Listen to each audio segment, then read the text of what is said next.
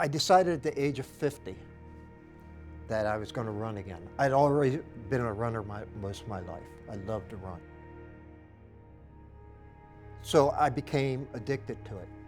It wasn't a day to go by that I couldn't take off. I had to run. I had to run. So one morning, I woke up and I put my feet down, and my right foot was like it was asleep, numb. You know, after a couple of days, it was still numb. The left foot went. Same problem, left foot. And then I started to panic. I called the doctor and said, I need to see you immediately. I had no electrical current on either foot. She said, once your nerves are gone, there's no replacement. I said, so what are you telling me? She said, you'll probably never walk again. So here I am, in great shape, athlete, mountain climber, backpacker, windsurfer, you name it, I was doing it. And now you're going to tell me that I'll never walk again. Doctor to doctor to doctor, on airplanes to the mainland, to doctor to doctor. I kept hearing the same thing. You'll probably never walk again. What did that do to your faith? Because when something like that happens to us, we tend to go, hey God, what's going on? Yeah, why would you allow something like this to happen? I questioned him, but at the same time, I knew that God was watching me. I knew that he was watching me. I knew that he wasn't the one beating me down. But it took a long time. How long until you came to that one doctor you were telling me about, where you finally heard something different? It was 13 years. Oh my goodness. Yeah. After wow. I would imagine at least 10 to 12 different doctors, and 10 to 12 times being told, you will never walk again. Never walk again.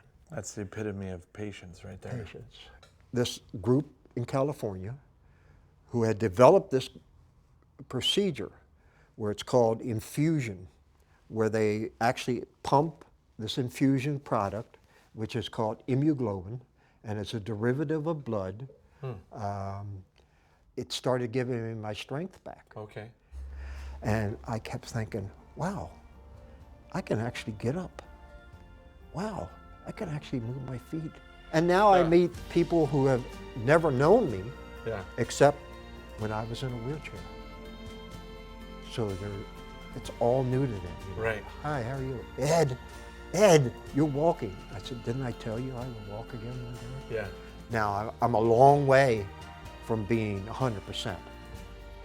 I still, to this day, from the knees down, have no electrical current. I feel by pressure. And sometimes and they're amazed that you've been able to walk, even with this medical treatment. Everybody. Yeah. But I know why. I know why. Because the good Lord looked after me. That's why. This church looked after me. Everybody in this church prayed for me.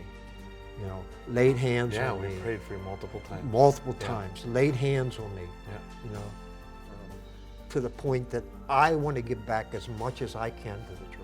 I want to do so much. It seems like everywhere I turn, you're serving. Like you're greeting, you're working at the bookstore. Yeah, I want to do that. You're handing out bulletins. Yeah, I want to do that, you know, because God has blessed me. And I call this my second life, because it is my second life. You know, and people say, Ed, will you please sit down? You're making us nervous. I said, no, I had 14 years to sit. Now I'm not sitting. You know, so I did that. Well, you know that's why God's going to keep bringing people to you, right? No matter where you're walking. And I hope so.